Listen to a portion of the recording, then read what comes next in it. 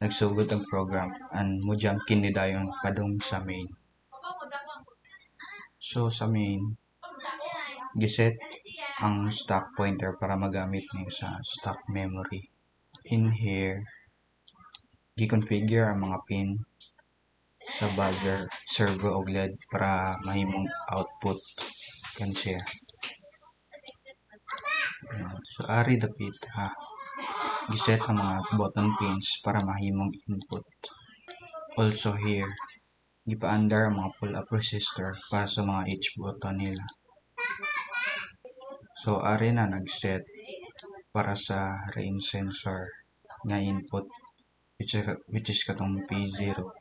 So in here ani linya gi-configure ang timer 1 para sa fast PWM nga gamiton sa control sa servo.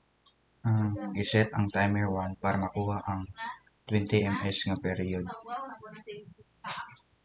para maayo ang sa servo.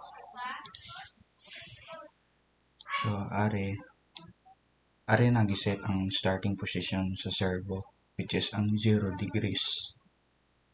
So ari na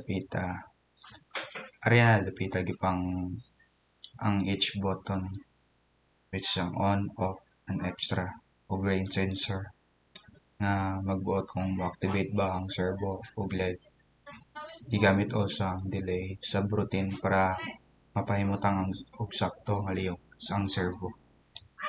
Ari dapita naghimo og delay para magamit sa loop o wala pay hardware timer nga gigamit ani. So that's all. Thank you.